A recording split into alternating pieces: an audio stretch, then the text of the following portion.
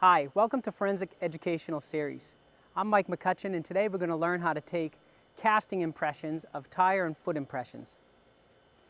What can be determined from a casting impression is we will look at the unique characteristics of the impression and try to compare that with something that's known. For example, a shoe. What can be determined is A, that shoe made the impression, B, that shoe did not make the impression, or C, the shoe could have made the impression, but there weren't enough unique characteristics to show that it made that impression. And by unique characteristics, it could be some gum on the bottom of the shoe, the wear pattern of the shoe, that would give it that unique characteristic needed to determine whether it made that impression. As with all evidence, it's very important that you photograph the evidence before you take it from the scene. And that includes tire and foot impressions. You don't want to cast it without properly documenting it with a camera. First an overview shot and then a close-up shot. We'll cover how to photograph foot and tire impressions and other evidence in future series. Today we're going to focus on the casting. Now the casting we will do today can be made with dental stone. It's readily available at any forensic supply store and it's the preferred method. So now that we have photographed our evidence, we'll be ready to begin and start casting. When we first find our cast or our impression, whether it be a tire or a foot impression, first thing you'll determine is the type of medium that it's in. If it's a fine medium like sand, just use a regular hairspray and you're going to spray the print. You're going to give it a nice coat. That's going to sure up the sand or dirt that is in the impression. So when you pour your cast in there, it's not going to disturb the dirt and you'll get a nice clean impression. Now, the second thing you need to determine is if it's on a hill or a slope, you may need to use some type of dam to keep the cast from flowing out of your impression. If it's on a flat surface and the mixture is mixed properly, you're not going to have a problem with it flowing out of your impression. This here is on a slight slope, so we can use a plastic dam around it.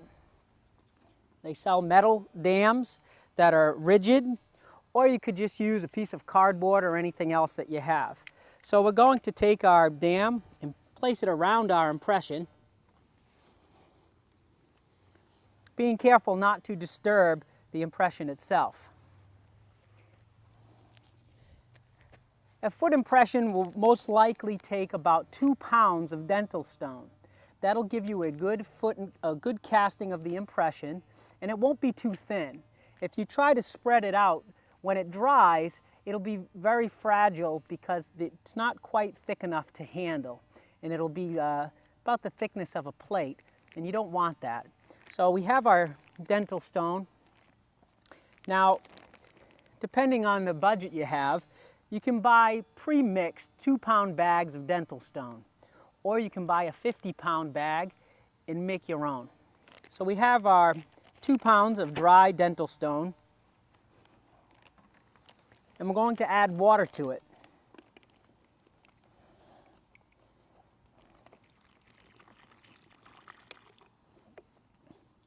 Now remember, you can't take water out, you can only put it in. So start first with a small amount of water. It's going to take about 8 ounces per pound. Now this is a little too thick, so we're going to add some more. What we're looking for is the consistency of a pancake batter. You want to make sure that there's no lumps and it's well mixed. If it's too lumpy, if it's too watery, you're not going to get a good impression. Now, if you find that you did add too much water, simply add a little bit more dental stone to thicken that up. Now, as we mix our mixture, we're taking out any of the lumps. We have a good mix, and we're ready to pour. Okay, now that my mixture is mixed, it's the proper consistency. There's no lumps, it's not too thick, and it's not too thin. What we want to avoid is pouring it directly into the foot impression, as it will disturb the characteristics that are in there. So we'll pour it on the side and we're going to let it flow into our cast.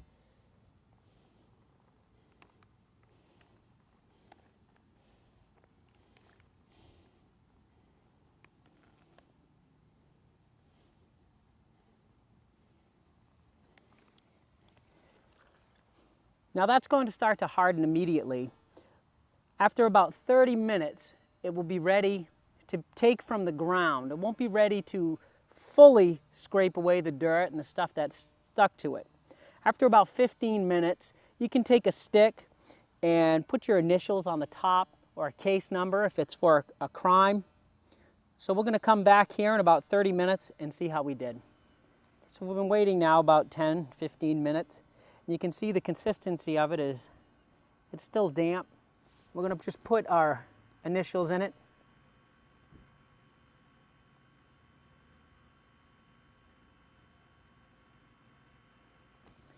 This will ensure when you get your evidence back to the station, or if you send it out to a lab to be analyzed, that you know what impression. You can put whatever number of things you want on here, the date, a case number, your initials, or even an evidence number if need be. We're going to give it another 10 minutes, then we're going to dig it out and store it. Okay, we've marked our evidence, we've poured it, we've marked it, we're ready to lift it. We're going to use this one, it's already poured and hardened, so just for training purposes, we don't have to wait and let it dry. So we're going to remove our dam, and we're going to dig around it. Well, this one didn't dry quite long enough. As you can see, pieces are breaking off it. But what you're going to have is here's your cast. Now, you don't want to try to take this dirt off it yet. You're going to want to wait about 48 hours till it dries completely. And you're going to want to store it in a box, not plastic, because this is going to still draw out water from the cast. This is going to continue to dry over the next day or two. And then you can take a soft brush, you can break off the dry dirt, and then you can clean out the ridges that are in the cast.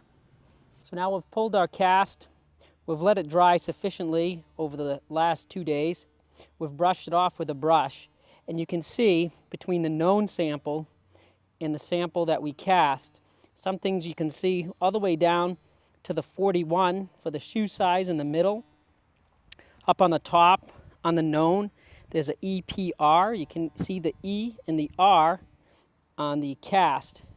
Along with, this is a newer pair of boots, so there's not too many unique characteristics, but it's clear to see the detail you can get with a good cast. Some of the problems that you have now that we've cast our evidence, we've marked it, photographed it, now cast it, if you try to lift it too early, it's going to crack.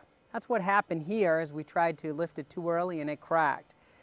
Still having two pieces are still going to be great evidentiary value. However, one certainly is better. Some of the other problems that we may encounter, adding too much water, not adding enough water, and those can simply be adjusted with the ratio by adding a little bit of the powder to make it thicker or adding water to make it thinner. One of the other things you may encounter is in snow. Snow is difficult to cast because it will melt.